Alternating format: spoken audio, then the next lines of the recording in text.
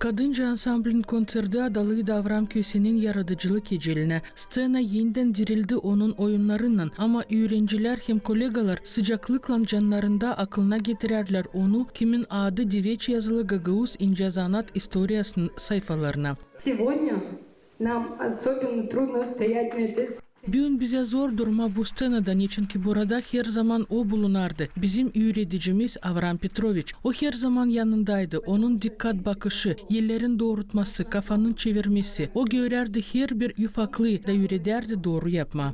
Внимательный взгляд, поправка руки, поворот головы.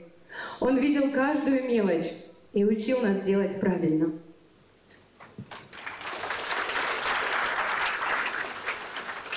Он был строгим.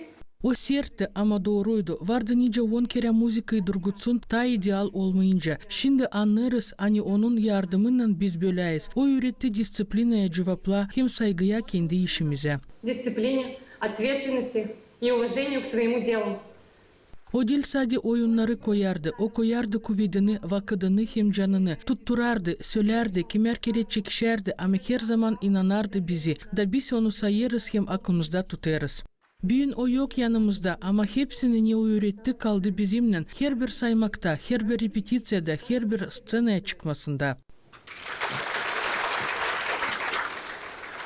Спасибо вам, Авраам Петрович.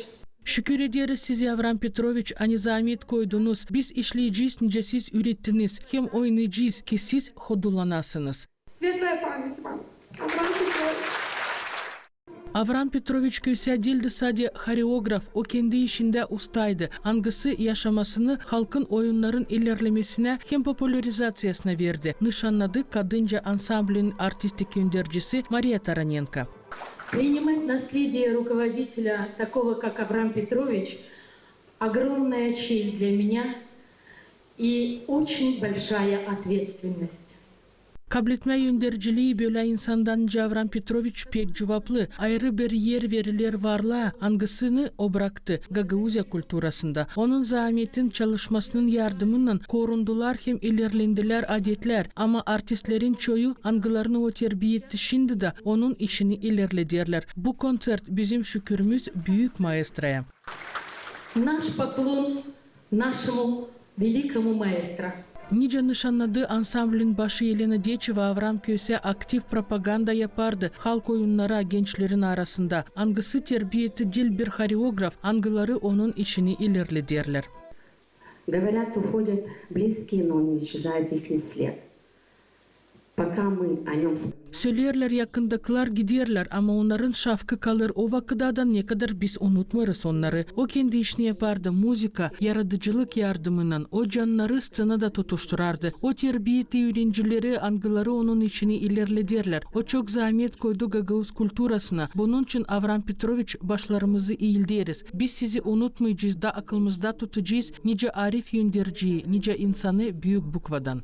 Kadınca oyun hem türkü ansamblesi topladı zengin hem güzel repertuarı hangisi oldu avtonomiyanın vizit kartasından. Kolektif temsil eder ana tarafını nice milli scenada öyle devlet aşırıda da gösterip şıralı hem derin halk ince zanatını nişanladı Gagauzya Kultura Bakanı'nın başı Marina Semyonova. Bu ansambl hangisi yıllarca çalışır ki Gagauz halkın kulturası ilerlesin diyeni onlar işlerler bütün yürekten.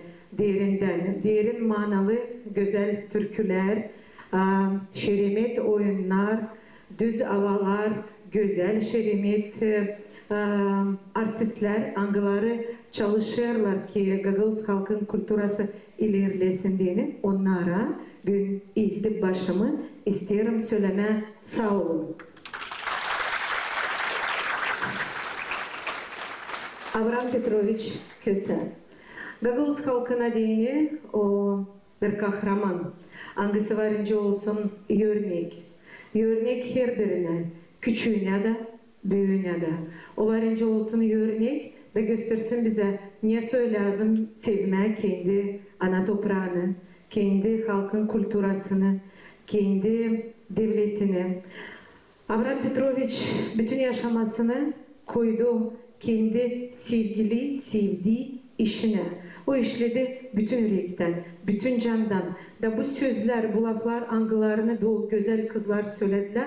Onlar belliydi. Hani söylenirler bütün yürekten, bütün candan.